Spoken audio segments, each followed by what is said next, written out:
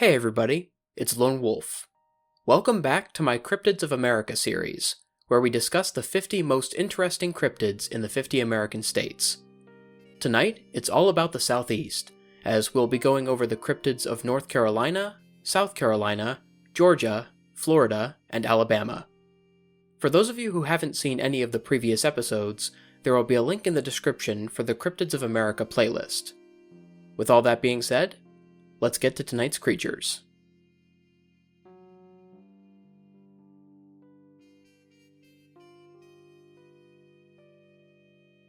We will start this video in the state of North Carolina, and just like the first episode of this series, we will be starting things off with a vampire story. The Beast of Bladenboro, also known as the Vampire Cat, is a cat-like creature roughly 3 to 5 feet long and weighing up to 150 pounds, with brown, bushy fur, a long tail, and a panther's face. The beast is very elusive in nature, and has been linked to multiple cases of livestock and pets being mysteriously killed and drained of their blood.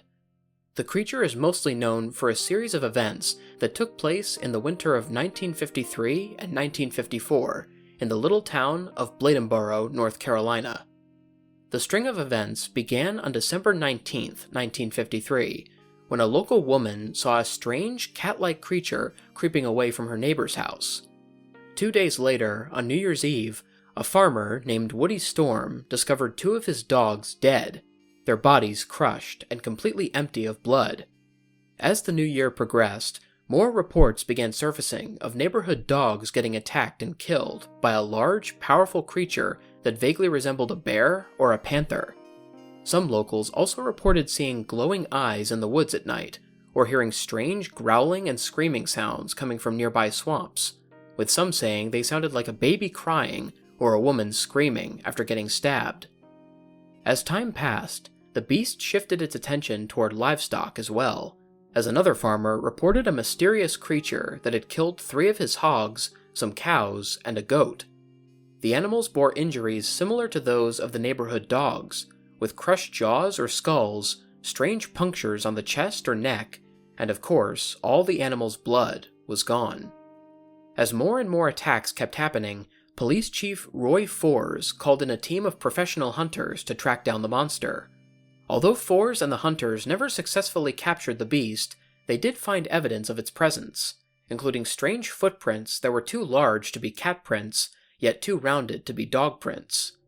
Despite Fors and the hunters' efforts, things continued to escalate, until the evening of January 5th, 1954.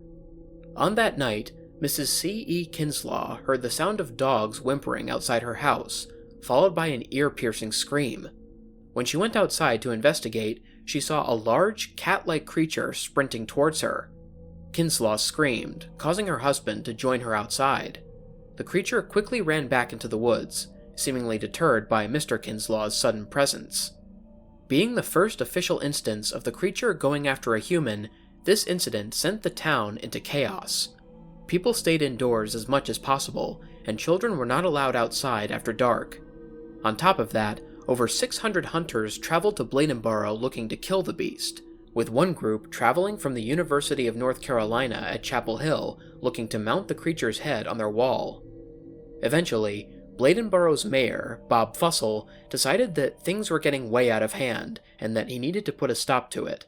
So on January 13th, 1954, Fussell, along with Chief Fors, took the body of a rather large bobcat that had been killed by a hunter, strung it up on a flagpole in the center of town, and left a sign underneath it, saying, quote, "This is the Beast of Bladenboro." Within a week, things had pretty much calmed down. The hunters had left, there were no more reports of dead animals, and the people no longer lived in fear. For the next 50 years or so, many people believed the Beast of Bladenboro was either dead or had disappeared, until 2007, when similar reports of dead animals began popping up in neighboring towns. In Lexington, a farmer reported waking up one day to find 60 of his goats dead, their skulls crushed and their bodies sucked clean of blood. Another farmer in Greensboro, about 30 miles away from Lexington, lost some of his livestock in a similar manner not long after. There were also about 10 reports of neighborhood dogs getting killed in various North Carolina towns over the span of about 2 weeks.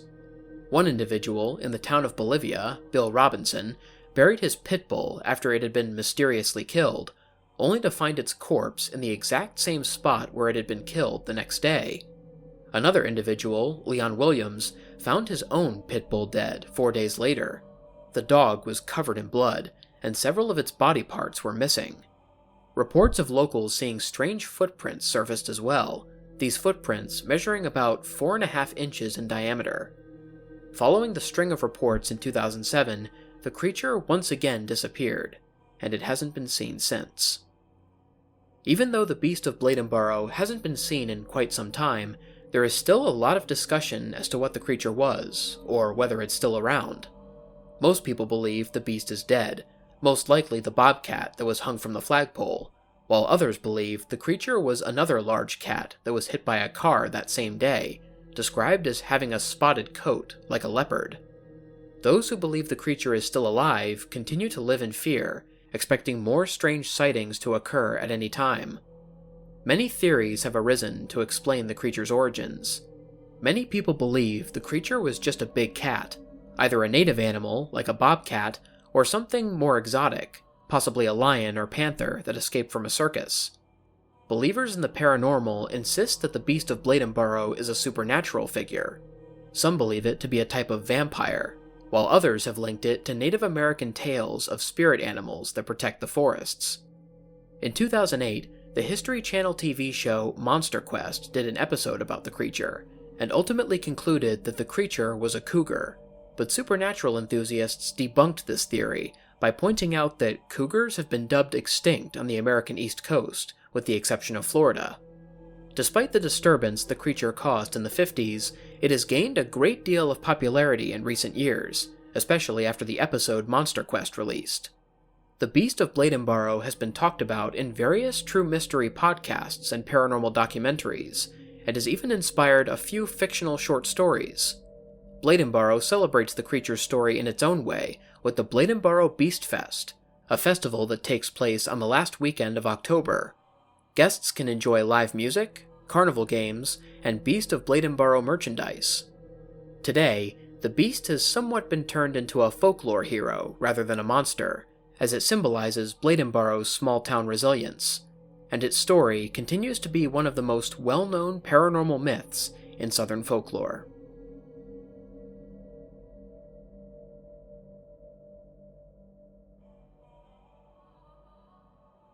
Moving from north to south, the state of South Carolina has a rather interesting monster to show for itself, the Lizard Man of Scape Swamp. Also known as the Lizard Man of Lee County, the creature is described as a 7-foot-tall humanoid with green, scaly skin, red eyes, 3-fingered hands and feet with sharp claws, a long tail, and a very muscular build. The creature is known to inhabit the swamps near Lee County, South Carolina, particularly around the town of Bishopville. The Lizard Man was first spotted in the late 1980s, although its legend dates back to old Native American tales, particularly among the Creek tribe, of reptilian beings guarding South Carolina's swamps and forests. One of the first encounters with the Lizard Man took place on June 29, 1988, when a 17-year-old boy named Christopher Davis was driving home from work. Around 2 in the morning, Davis pulled over on a road next to Scape Swamp to replace a tire that had blown out. Soon after changing the tire, Davis heard a strange thumping noise coming from behind him, and when he looked back, he saw a figure with green scaly skin, red glowing eyes, and 3-fingered hands and feet sprinting towards him. Davis quickly got back into his car, and just as he locked the door, the creature grabbed the handle and tried to forcibly open it. As Davis began driving away, the creature jumped onto the car's roof, causing Davis to swerve the car from side to side. Davis eventually managed to get the creature off his car, and when he got home, he found noticeable scratch marks on the roof, and his side view mirror was damaged. For the next month following Davis's encounter, reports began coming in of a lizard-like humanoid lurking in the swamps near Bishopville. People claimed to either see the creature or find scratch or bite marks on cars that were parked close to the swamp. There were even some reports from authorities who found 3-toed footprints in the swampland, which were then turned into plaster casts. The legend of Bishopville's lizard man gained a great deal of attention during that time, and newspaper companies and television stations around the world were covering the story. One particular radio station in Colombia, WCOS, even offered $1 million for the lizard man's capture, but the reward was never claimed. Bishopville quickly became a tourist destination and a paranormal hotspot, with many hunters and sightseers coming to look for the creature. However, the reports of the being slowly began to lessen over time, with one of the last sightings taking place on August 5, 1988. On that day, an airman at Shaw Air Force Base named Kenneth Orr went to the police claiming that he saw the lizard man on Highway 15 and that he shot and wounded the creature. Orr was brought to court 2 days later for illegally carrying a pistol and filing a fake police report, and he then recanted his story, claiming he made it up to keep the lizard man popular. Aside from a few vague reports in the early 2000s, no other sightings have surfaced since the summer of 1988, and no conclusive proof of the lizard man has been found. Today, there is a fair deal of discussion about the lizard man's legitimacy. Believers continue to insist that the lizard man is still around, lurking in the Scape ore swamp and nearby sewers. Skeptics believe the sightings are either hoaxes or misidentified animals. What people claimed was the lizard man might have been an alligator, and claw marks found on cars might have been caused by bears or other clawed animals. However, the creature has remained quite popular in recent years, thanks to the uproar it created in 1988. The creature has been featured in trading card games and TV shows, including Secret Saturdays and Destination Truth, and every year, the Lizard Man 5K Run is hosted by the Lee County Chamber of Commerce. In 2019, the Friends of the Lizard Man Committee was created with the intent to revive the story, and although their plans were delayed when the pandemic hit in 2020, they did succeed in bringing the legend back to life in the 21st century. In 2022, the committee hosted its first Stomp event, the title referring to the large 3-toed prints found stomped in the mud in 1988. The event was essentially a recreation of the Taste of Lee Festival, an art festival managed by the Lee County Art Council. The Stomp Festival provided children's games, live music, and various forms of Lizard Man merchandise for guests. The festival was expanded upon in 2023, adding a parade, a food truck, and 3-foot-tall Lizard Man statues, which can now be seen in various locations around Bishopville. As a result, the Lizard Man of Scape ore Swamp has gone down in paranormal history as one of the most famous cryptid legends in South Carolina.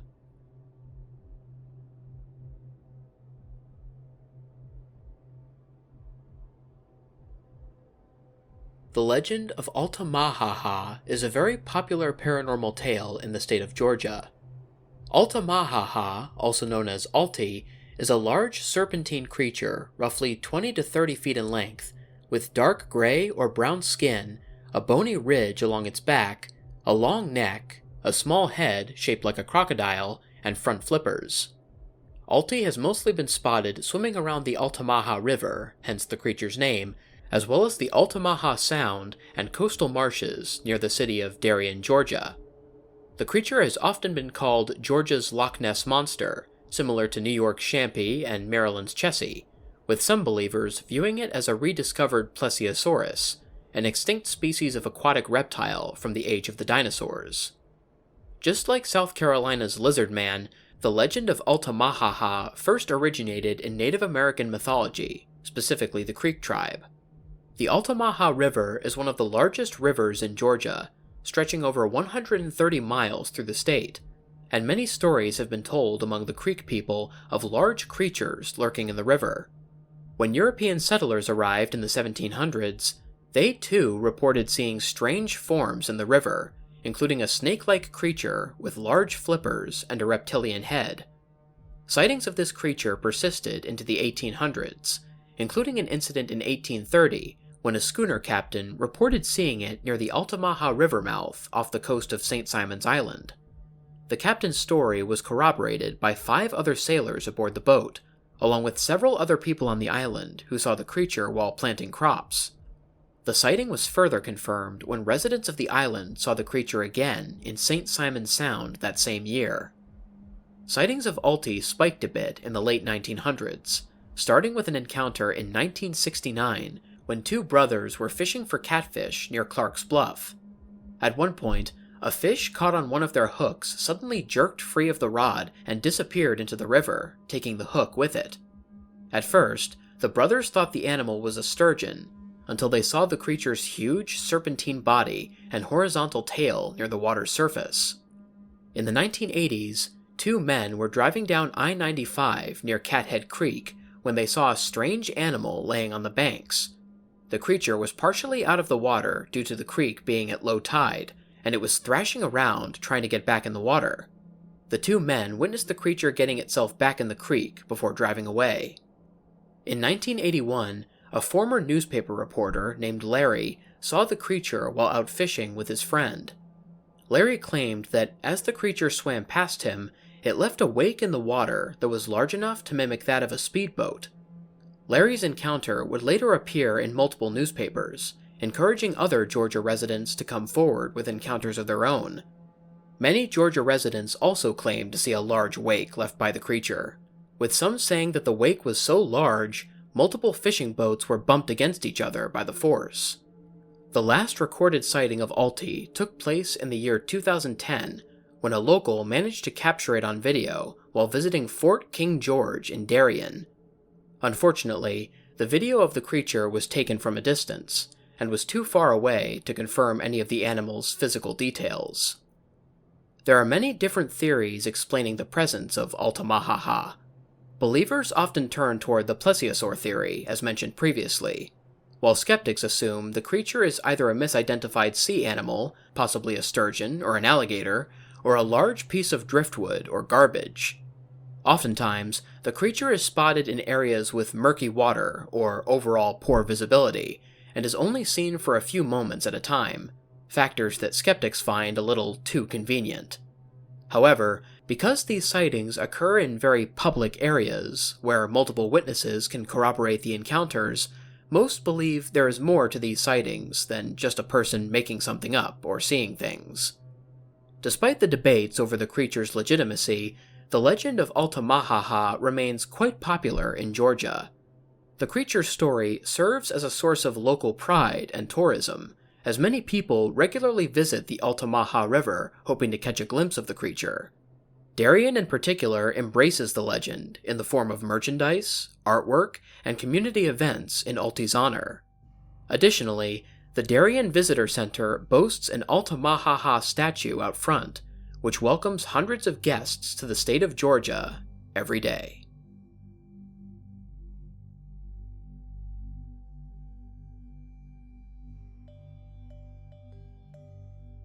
The state of Florida, also known as the Sunshine State, is a well-liked state in America, known for its warm weather, tropical environment, and for being the home of the happiest place on Earth. But in the supernatural community, Florida is well known for another reason: the skunk ape sightings. The skunk ape, also known as the Myakka ape, is a large bipedal humanoid about 6 or 7 feet tall, with black or reddish-brown fur and glowing red eyes, and gets its name from the strong skunk-like smell it is known to give off. The skunk ape has most notably been spotted in Florida, especially around the Everglades, although sightings of the creature have been reported in other states as well, including Louisiana, Texas, and Georgia. Sightings of the skunk ape first began in 1942 when a man from Suwannee County claimed that the creature jumped onto one of his car's running boards one day and stayed there for over half a mile before jumping off. Following this encounter, reports of the creature popped up in various Florida counties, including Pasco, Hernando, and Collier County.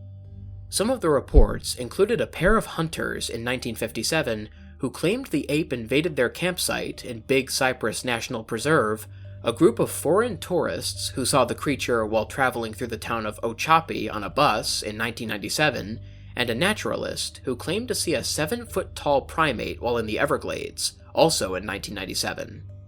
As the creature grew in popularity, cryptozoologist Loren Coleman proposed in 1973 that the skunk ape should be officially classified as a member of the genus Dryopithecus, an extinct genus of ape that lived during the Miocene and Pliocene time periods. Sightings of the skunk ape persisted until the turn of the century, where some of the more infamous incidents took place. In 1998, a campground owner in Collier County named Dave Shealy took 27 photos of a 7-foot-tall figure walking through the Everglades. Shealy sent the photos to the Naples Daily News Station, which greatly increased the skunk ape's popularity. In the year 2000, an elderly couple living in Sarasota County reported regular visits from a strange orangutan-like creature. The couple claimed that the animal came to their property 2 nights in a row and would take apples left on the back porch.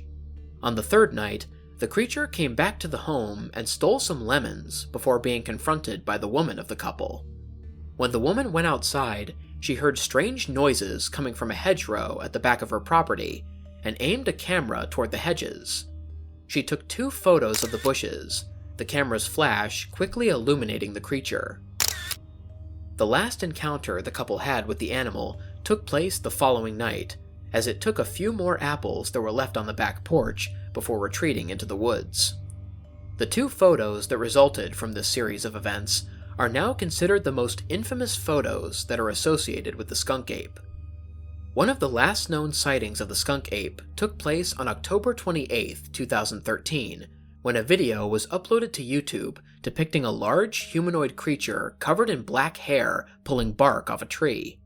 A link to this video can be found in the description. Feel free to share your thoughts in the comments.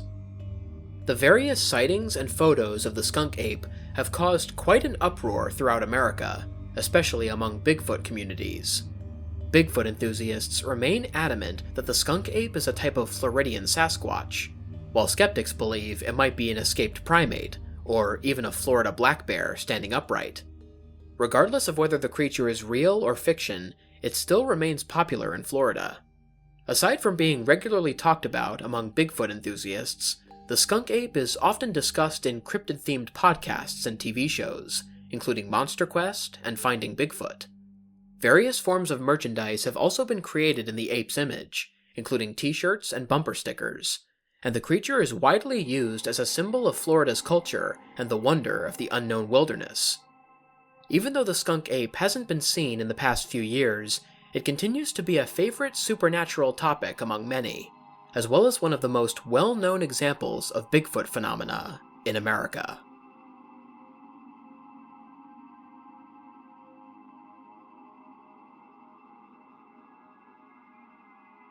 While we're on the topic of ape-like creatures, the state of Alabama has a supernatural ape of its own, the White Thing, also known as White Thang by locals.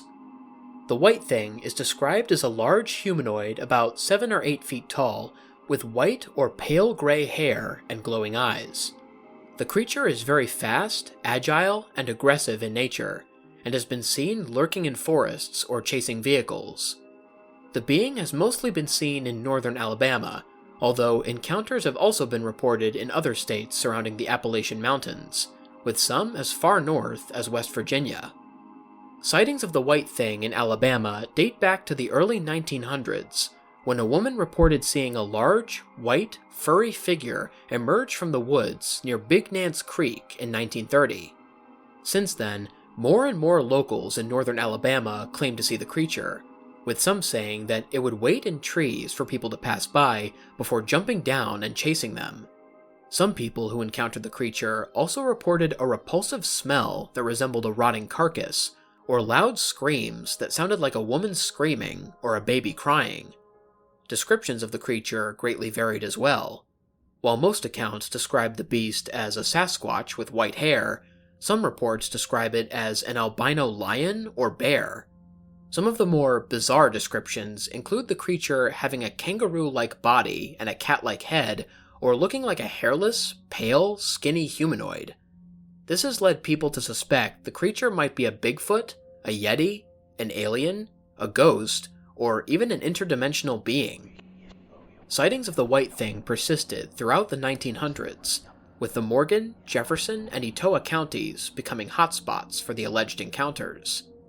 In the 1940s, an old man named George Norris saw the creature in a graveyard in Enon, Alabama, describing it as a mix between a lion and a dog, with slick white hair and a long tail. Norris apparently fell asleep in the graveyard, and when he woke up the next day, the creature was lying right next to him, staring at him. In another instance, an elderly woman went to check on her garden one summer evening after hearing strange noises coming from outside. When she opened the door, she saw her 2 dogs whimpering on the porch, and the white thing rummaging through her vegetables. When the creature noticed her, it dropped the vegetables and fled into the woods on all 4s. As time went by, the white thing seemed to show itself whenever a wake or a funeral was taking place, especially in Etowah County, which caused people to suspect it may be an omen of death or overall bad luck. Apart from sightings in Alabama, reports of the creature have arisen in other states as well, including a series of events that took place in West Virginia in the mid to late 90s. The first of the sightings took place in Boone County in 1994, when a pair of hunters came across a large white creature standing near a creek. The creature was originally on all 4s, but when the hunters appeared, it stood up on 2 legs, towering over them. The creature then let out a horrific screech and charged at the hunters, before stopping just short of them, turning, and running off in the opposite direction. The 2 hunters described the creature as about 9 feet tall, with thick white fur, glowing red eyes, and curling horns like a ram, and also described the strong sulfuric smell the creature left behind. The second encounter happened in 1995 when a group of campers were out in the Appalachian Hills. While hanging around their campsite one night, the campers heard rustling in some nearby bushes, followed by an inhuman scream. The campers then watched as a large white figure with long limbs and glowing eyes emerged from the brush and approached their campsite before slowly backing away. After the creature left, the campers recalled a strong, rotten egg smell in the air. The campers quickly packed up their gear and left before the sun came up.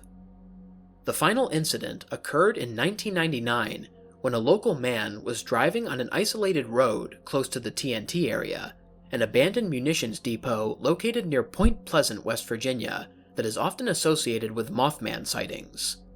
While driving down the road, the man claimed he saw a large, pale figure dash across the road on all 4s. When he slowed down to get a better look, the creature then stood on 2 legs and stared at him briefly before disappearing into the woods, almost as if it wanted the man to see it. The man described the creature as having a body covered in what looked like wool, a goat's head, and clawed hands. Sightings of the white thing greatly tapered off after these encounters, but many people continue to believe it is still lurking in the Appalachian Mountains. Because of the various descriptions of the white thing over the years, many people find it difficult to determine what it actually is. Believers in the supernatural think that the creature is either a type of Bigfoot, an alien, or a spirit of some kind, while skeptics believe it might be an albino or lightly colored bear, or even a misidentified dog. However, the white thing has remained very popular in Appalachian folklore despite the controversy. Similar to Florida's Skunk Ape, the white thing represents the danger and wonder of the unknown wilderness, and is often grouped with other popular American monsters, such as Bigfoot or Mothman. The white thing is sometimes talked about in supernatural podcasts or TV shows, although it is often found in roundup episodes with other creatures, rather than in standalone documentaries. The creature also provides some inspiration for video games or fan-fiction horror stories that are either set in the Appalachian Mountains or feature pale, skinny humanoids or large, furry primates as the monster. Whether the creature is real or not, the various stories of the white thing, along with its differing descriptions, make it one of the more interesting cryptids in Appalachian lore, as well as in the state of Alabama.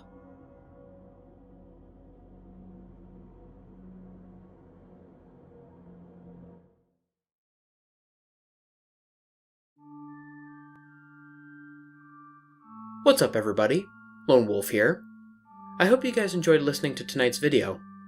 In case anyone is interested, all of the various elements used in this video, including pictures, music, sound effects, and stories, will be linked in the description below.